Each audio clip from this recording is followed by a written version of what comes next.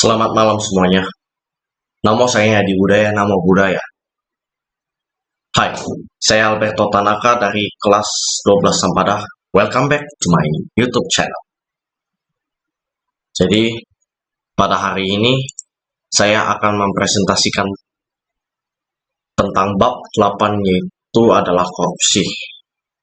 Nah, menurut saya pribadi, korupsi adalah penyelewengan atau penyalahgunaan kekuasaan, jabatan, atau uang negara, termasuk perusahaan, organisasi, dan yayasan, untuk keuntungan pribadi atau kelompok-kelompok tertentu.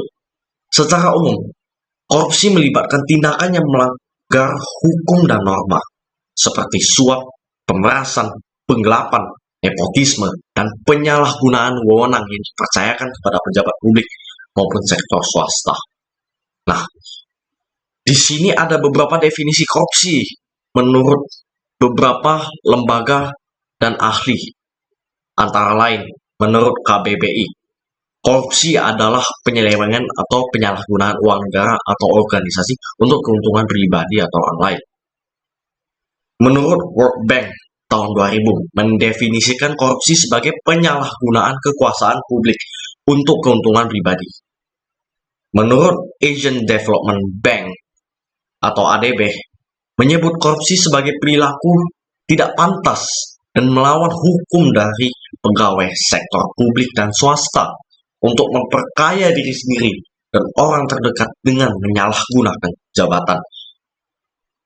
Menurut Transparency International, menyatakan korupsi sebagai perbuatan tidak pantas dan melanggar hukum oleh pejabat publik demi memperkaya diri sendiri atau orang dekat dengan menyalahgunakan wewenang yang dipercayakan kepada publik.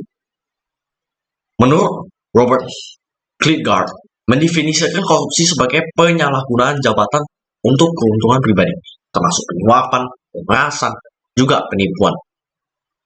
Dan yang terakhir adalah menurut Undang-Undang Nomor 31 Tahun 1999 tentang pemberantasan tindak pidana korupsi di Indonesia.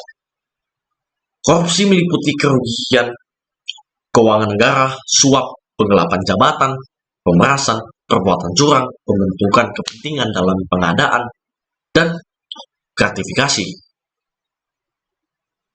Korupsi merupakan fenomena sosial, politik, dan ekonomi yang kompleks dan berdampak buruk, seperti merendahkan institusi demokrasi, melambat pertumbuhan ekonomi, dan menyebabkan ketidakstabilan pemerintahan.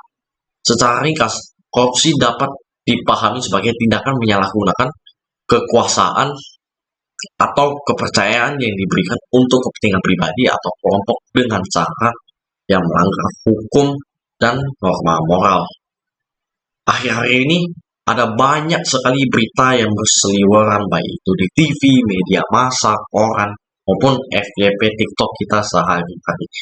Nah, di sini saya akan memberikan satu contoh video mengenai kasus korupsi PT Timah di Indonesia yang merugikan negara sebanyak 271 triliun.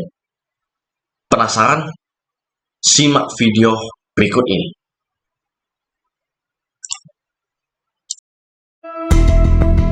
Perkara dugaan korupsi pengelolaan timah pada wilayah izin usaha pertambangan PT Timah Tbk tahun 2015 hingga 2022 dinilai merugikan negara sebesar 271 triliun rupiah. Nilai itu berasal dari berbagai jenis kerugian yang perlu ditanggung, yakni kerugian lingkungan dan ekonomi serta biaya pemulihan.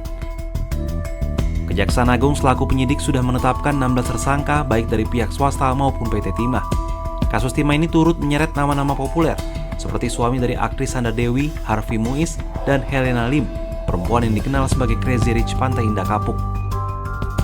Salah satu saksi ahli penyidik, akademisi dari Fakultas Kehutanan dan Lingkungan IPB University, Bambang Hero Saharjo, menyebut kasus Timah sepanjang 2015 hingga 2022 telah menyebabkan kerugian 271 triliun rupiah.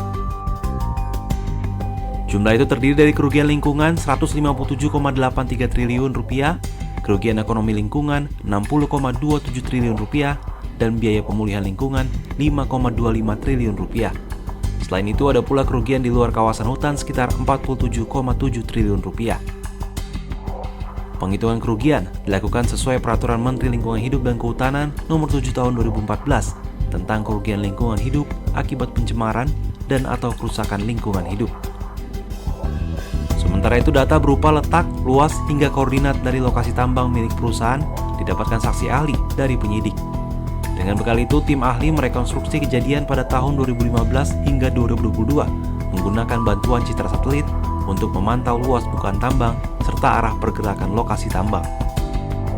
Sejauh ini penyidik Kejagung telah memeriksa 172 orang saksi untuk mendalami kasus dugaan korupsi pengelolaan timah tambang milik PT Timah tahun 2015 hingga 2022. Penyidik sudah menetapkan 15 orang tersangka dugaan korupsi serta 1 orang tersangka kasus perintangan penyidikan dalam perkara yang berkaitan dengan tata kelola tambang timah tersebut. Harvey Muiz merupakan tersangka ke-16 dalam kasus tersebut.